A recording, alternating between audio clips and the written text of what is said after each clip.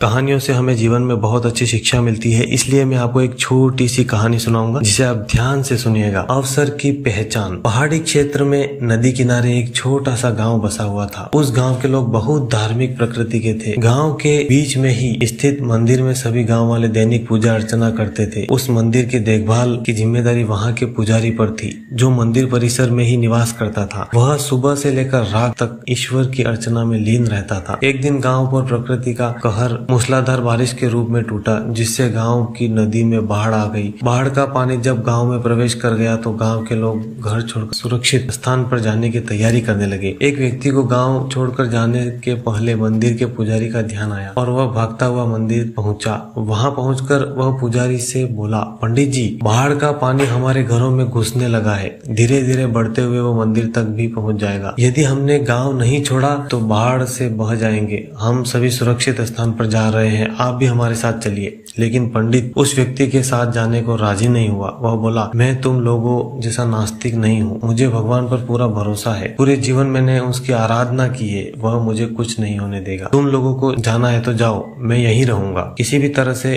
पंडित बिल्कुल भी तैयार नहीं हुआ। पंडित की बात सुनकर वह व्यक्ति वापस चला गया। पंडित भगवान से प्रार्थना में फिर से लीन हो गया। कुछ ही देर में बाढ़ का पानी मंदिर तक पहुंच गया। बढ़ते बढ़ते वह पंडित के कमर तक पहुंच गया। ठीक उसी समय एक आदमी नाव लेकर वहां आया। पंडित जी, मुझे गांव के एक आदमी ने बताया कि आप अब भी यहीं पर हैं। मैं आपको लेने आया हूँ, चलिए नाव पर बैठिए। पंडित ने वही बात नाव वाले व्यक्ति से भी कही जो उसने पहले व्यक्ति से कही थी और जाने से इनकार कर दिया। नाव लेकर आया व्यक्ति चला गया। कुछ देर में पानी मंदिर के छत तक पहुंच गया। भगवान को मदद के लिए याद करता हुआ पंडित मंदिर के सबसे ऊंचे शिखर पर जाकर खड़ा हो गया। तभी वहां एक सुरक्षा दल हेलीकॉप्टर से आया और पंडित को बचाने के लिए रस्सी फेंकी, लेकिन पंडित ने वही बात दोहराते हुए रस्सी पकड़ने से इनकार कर दिया। सुरक्षा दल का हेलीकॉप्टर दूसरों को बचाने आगे चला गया। अब बाढ़ का पानी मंदिर के शिखर तक आ गया था। वहां खड़ा पंडित डूबने लगा। डूबने के पहले वह भगवान से शिकायत करते हुए बोला, भगवान,